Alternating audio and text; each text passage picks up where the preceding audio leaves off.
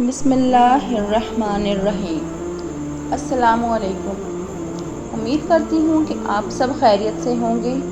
اللہ تعالیٰ آپ کو اور آپ کے تمام عزیز و اقارب کو خیر و عافیت سے رکھے، آمین۔ آج ہم بات کرنے جا رہے ہیں حضرت صالح علیہ السلام کی، اور آج میں آپ کو بتاؤں گی حضرت صالح علیہ السلام کی سٹوری۔ اگر آپ میرے چینل پر نئے ہیں تو چینل کو سبسکرائب کریں، لائک کریں اور اپنے عزیز و اقارب کے ساتھ ایسی ویڈیوز شیئر کریں۔ حضرت صالح علیہ السلام کا تعلق عرب کے مشہور قبیلے سمود سے تھا۔ قوم سمود کا آغاز قوم عاد کے ان لوگوں سے ہوا جو حضرت ہود علیہ السلام پر ایمان لائے تھے اور جنہیں اللہ پاک نے آندھی کے عذاب سے بچا لیا تھا۔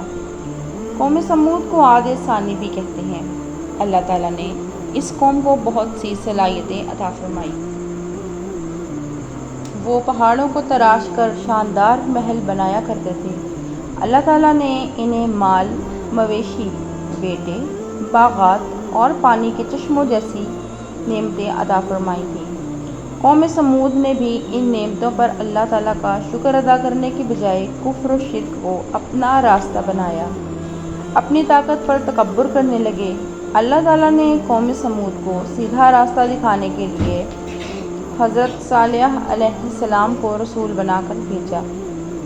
آپ علیہ السلام نے لوگوں کو ایک اللہ کی عبادت کرنے اور اس کی نعمتوں پر شکر ادا کرنے کی نصیحت کی اور انہیں شرک کرنے سے اور بتوں کی پوجا کرنے سے منع فرمایا۔ قوم سمود نے حضرت صالح علیہ السلام کی مخالفت کی اور توحید کی دعوت کو ماننے سے انکار کر دیا۔ ان لوگوں نے آپ علیہ السلام پر طرح طرح کے اعتراضات کیے۔ ان کی قوم کے کافر سردار نے اپنی قوم کو گمراہ کیا اور غریب اہل ایمان کو سیدھے راستے سے ہٹانے کی کوشش کی۔ قوم سمود نے حضرت صالح علیہ السلام کے ساتھ ایک عجیب و غریب مطالبہ کیا اور کہنے لگے کہ اگر تم اللہ تعالیٰ کے سچے رسول ہو تو کوئی نشانی لاؤ۔ ان کا مطالبہ یہ تھا کہ ان کی آنکھوں کے سامنے پہاڑوں سے زندہ اونٹنی نکلے جو بچہ پیدا کرے، تب وہ صالح علیہ السلام کو اللہ کا رسول مانیں گے۔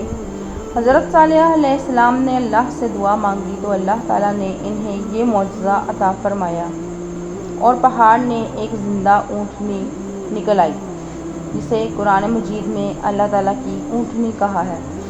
یہ اونٹنی ان کے لیے ایک آزمائش بنا کر بھیجی گئی کہ وہ اتنا بڑا معجزہ دیکھنے کے بعد بھی ایمان لائیں گے یا نہیں۔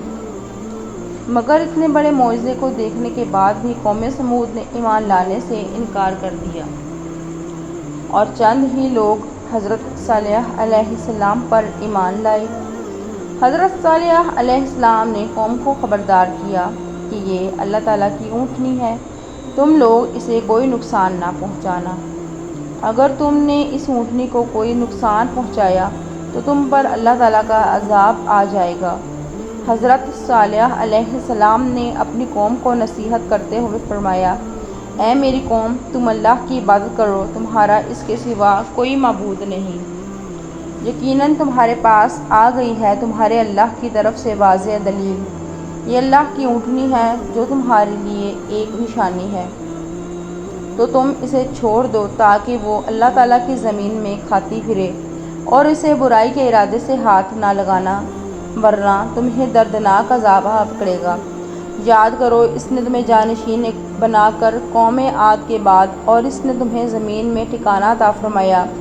تم اس زمین کے نرم حصے میں محلات بناتے ہو اور تم پہاڑوں کو تراش کر گھر بناتے ہو، لہٰذا تم اللہ کو یاد کرو اور تم زمین میں فساد کرنے والے نہ بنو۔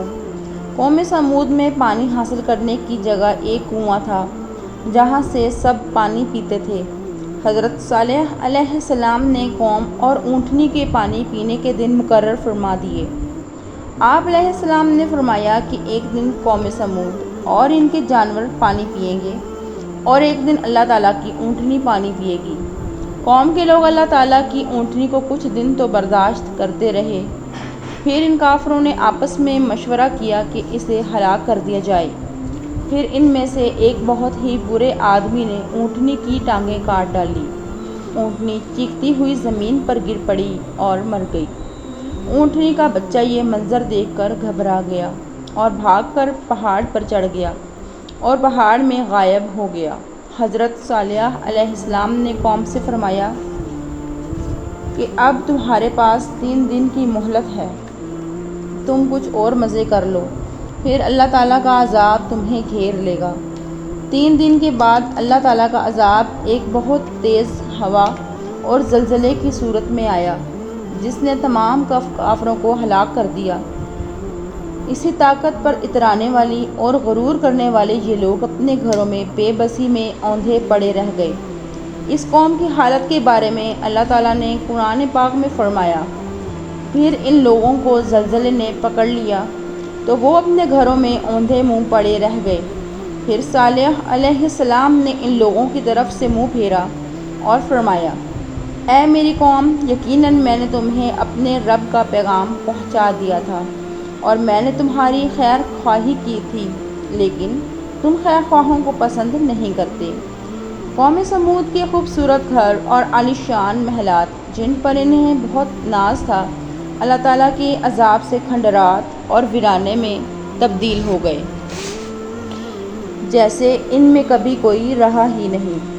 آج بھی یہ کھنڈرات موجود ہیں اور لوگوں کے لیے عبرت کا نشان ہیں۔